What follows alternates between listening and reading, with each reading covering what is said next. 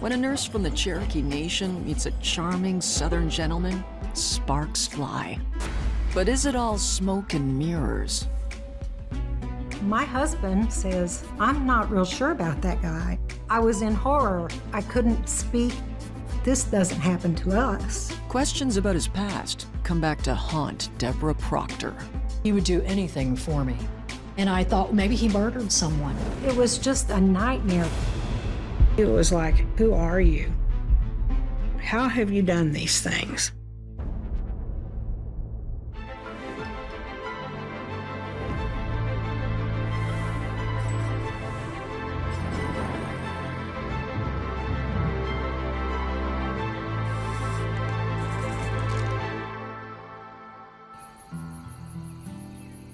Tahlequah is the heart of the Cherokee Reservation. I'm very active in my community, and it's just a celebration of the Cherokee. Debra has spent almost her entire life on the reservation, and even married and then divorced a local non-native man. In 1998, she's single with 2 sons when she decides to broaden her horizons by posting a dating profile online. I met a number of gentlemen, but the one that seemed the most appealing to me, his name was Jeff Walton. Jeff's profile shared of all the things he had done in his life. He was a golfer, he was a pilot, he was a project manager for large industry, construction. They exchange messages, and he tells her that he had been married and divorced once and has 1 son. His favorite word was darling, in a New Orleans accent. I just thought that was amazing.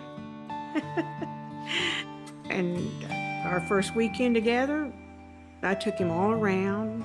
My boys, they liked him. He's a very personable guy. And something came up about him being a veteran, and he told both my sons, he said, I will let you ask me one question about my being a veteran, about being in the Vietnam War. We began to learn about the prisoner of war story and the horrors of it. I just thought he was a phenomenal man with all that he had done in his life. Jeff decides to leave his home and contractor job in Kentucky to live with Debra in Oklahoma. I was just really committed. You know, we'll find work for you. I just felt such love in my heart for him. 3 months after they first met, Jeff arrives in Oklahoma, and Debra rushes to the airport. And he just said, you're going to marry me. You're marrying me, right? We just wanted a small, intimate ceremony in Eureka Springs. His son, little Jeff, and daughter-in-law came. I was so happy to meet his family, just thrilled. Jeff, he had the usual smile and seemed to enjoy and engage in the day. In January 2003, Debra and Jeff receive welcome news. It's his mother Dot's 80th birthday, and they are invited to a party in Edmonton, Alberta. He'd been in my life for 5 years, and I'd never met anybody in his family except little Jeff. Jeff's Canadian family has a completely different surname, Stan, not Walton. Jeff told me that he was born in Alaska, and that's why his name was different. He had a different dad. But in 2003, when we went, just his mother was alive, and I met his sister, Wendy, and then his brothers, 2 brothers, Alan and John. Debra is also about to meet a man named Dave Semple, a law enforcement officer who is attending the party for Dorothy Stan as well. Birthday party was in an apartment building where his mother lived. By the time I got there and got out of my car and started walking towards the building, and I saw that big toothy grin, I said, Ronnie Stan, that's gotta be you. And that's when he said, I'm not Ronnie Stan, my name is Jeff Walton. If Dave looks like he's seen a ghost, it's because the man who Dave Semple knew as Ronnie Stan died in a barn fire in 1977. The fire department and the OPP did an investigation. Everybody just assumed that he had died and that the intense fire had just rendered everything right to dust. There's a lot of questions running around in my head, but after talking to his mom and to his brothers and sisters, I was satisfied that there was nothing that was there was no wrongdoing. What Jeff's friends and family know, and what Debra won't find out for another 10 years, is that back in 1977, Ronnie Stan was married to a woman named Gail and had 2 children. He was living in southwestern Ontario in the 1970s. He was working as a teacher at Fanshawe College. He had become involved with a student. This student told her mother that she was going to marry Ronald Stan. And her mother phoned his mother, and his mother told him, "You're in big trouble. She's from a very rich and powerful family." So on that day, his whole world was going to come apart.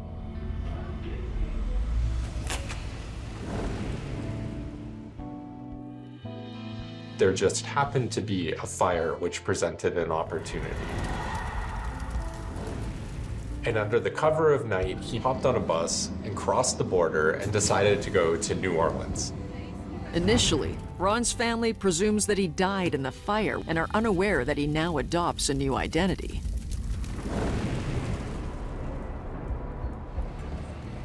So Ron Stan decided to change his name to Jeff Walton. And in his words, he had to find someone with a little bit of money to marry. And the woman that he found was Roseanne. Jeff tells Roseanne his family died in a plane crash in Alaska. But when the two start talking marriage the following year, there's a snag. Jeff Walton, he didn't have a birth certificate. So they went to another county where you didn't need a birth certificate to get a marriage license, and they got married there. And he was clearly still married to Gail, his Canadian wife. He told me that he wound up getting married and having a child with her, little Jeff. Roseanne got in some kind of a car accident with a commercial vehicle, and there was a lawsuit with a settlement of $500,000.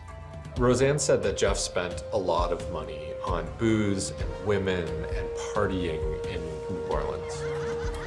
He wound up divorcing her, and she said then he wound up marrying a Playboy bunny. And again, I figured, well, that's really? But that turned out to be true. I was in Baton Rouge, Louisiana, and Playboy came into town, and I wanted to get into Playboy. I thought it was very classy, and I didn't see anything wrong with it. Holly's living in New Orleans in the 1990s when her friends say there is someone they'd like her to meet. Jeff was charming. We hit it off great.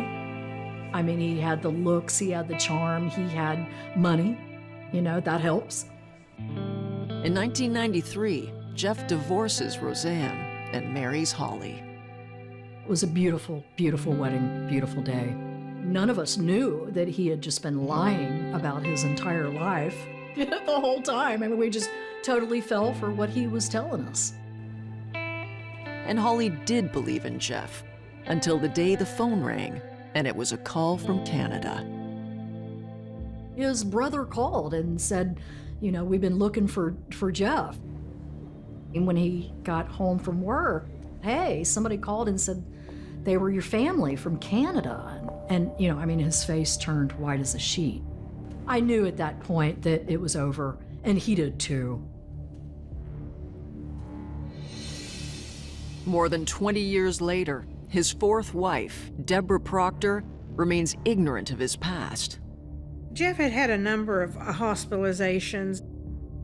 And then he said, "Debra, I'm not feeling right. I'm not making sense with my words." And I took him in, and he had a stroke. On the verge of bankruptcy, Debra asks Jeff to access his veterans' health benefits, but he refuses. And that's when he informed me, I'm not going to the Veterans for Care. And besides that, I was in Special Forces. I did have a dishonorable discharge. And so they're not even going to have a list of me at the Veterans. I thought, something's not right. It's just not right.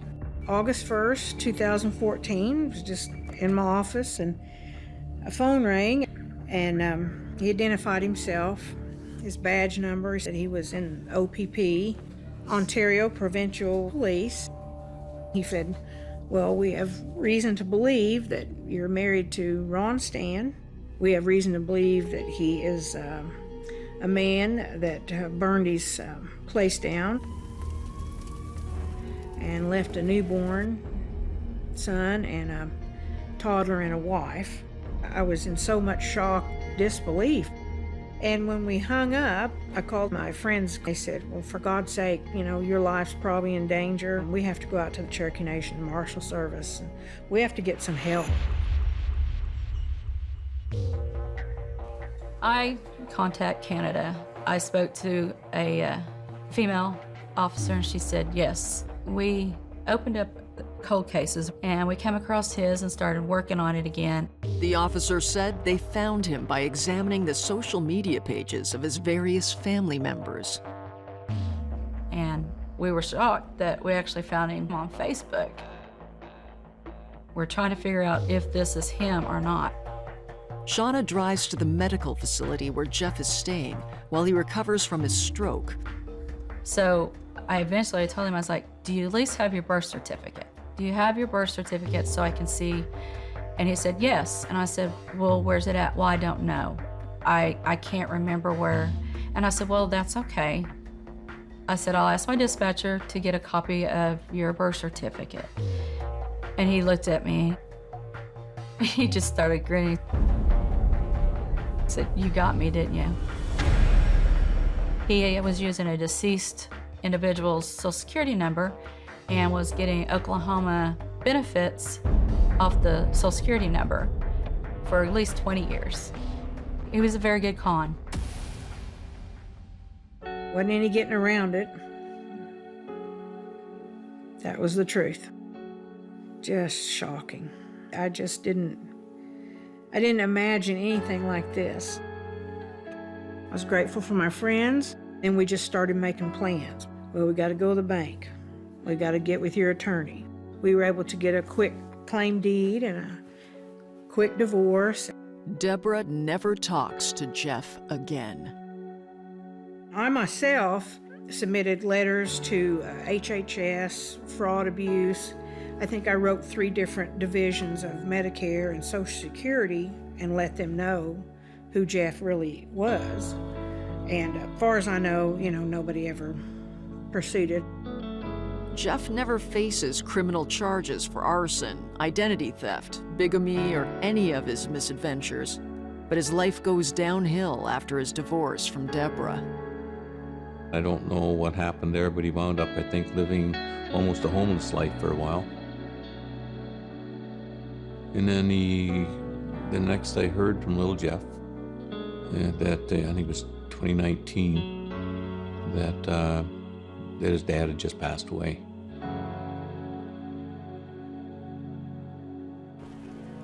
Jeff may have left behind a trail of damaged lives, but Debra transcended his betrayal.